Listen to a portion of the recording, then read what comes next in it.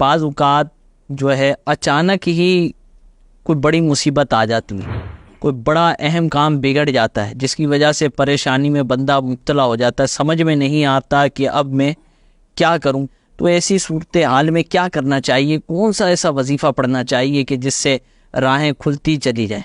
بالکل بجا فرمایا آپ نے، اور اس طرح کی صورتحال زندگی میں آ جاتی ہے، گھریلو حوالے سے، معاشی حوالے سے، کاروباری حوالے سے، خاندانی حوالے سے، تو یہ اس طرح کے معاملات بعض اوقات ہو جاتے ہیں۔ ایک ایسا وظیفہ میں عرض کرتا ہوں جو ہمارے آقا صلی اللہ تعالیٰ علیہ وآلہ وسلم نے ارشاد فرمایا کہ یہ وظیفہ کرو۔ حضرت ابو ہریرہ رضی اللہ تعالیٰ عنہ سے روایت ہے کہ پیارے آقا صلی اللہ تعالیٰ علیہ وآلہ وسلم نے ارشاد فرمایا کہ جب تم میں سے کسی پر بڑی مصیبت آ جائے نا تو وہ یہ پڑھے، حسبنا اللہ ونعم الوکیل، حسبنا اللہ ونعم الوکیل، حسبنا اللہ ونعم الوکیل۔ یہ کثرت کے ساتھ آپ پڑھتے رہیں انشاءاللہ الکریم وہ مصیبت، وہ پریشانی، وہ تکلیف میں مبتلا ہونا سب دور ہو جائے گا۔ اور یہ وظیفہ ہمارے آقا صلی اللہ علیہ وآلہ وسلم نے ارشاد فرمائے۔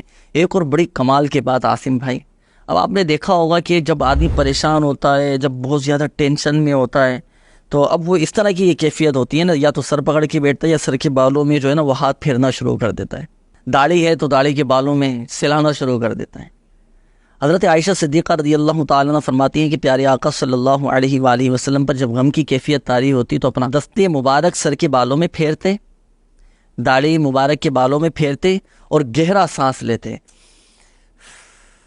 اور کیا پڑھتے؟ حسبی اللہ ونعم الوکیل۔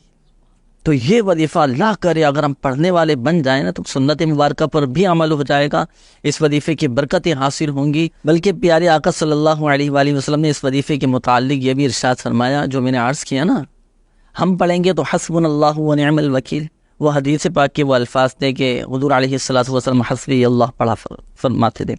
اچھا، اس وظیفے کے متعلق فرمائے کہ یہ ہر خوف زدہ کو امان ہے۔ کہیں پر آپ ڈر خوف آ جائے نا، طاری ہو جائے، بے خوف ہو جائے اور یہ وظیفہ پڑھنا شروع کر دیں، حسبنا اللہ ونعم الوکیل۔ اچھا، ترجمہ اگر ہم دیکھیں تو بڑا کمال کا اس کا ترجمہ ہے کہ بے شک مجھے اللہ ہی کافی ہے اور میرے تمام معاملات میں بہت بڑا کارساز ہے۔ وَأُفَوِّضُ أَمْرِي إِلَى اللَّهِ إِنَّ اللَّهَ بَصِيرٌ بِالْعِبَادِ، میں اپنے معاملات کو اللہ کے سپرد کرتا ہوں، اللہ پر چھوڑ دیا، جو ہوگا بہتر ہوگا انشاءاللہ۔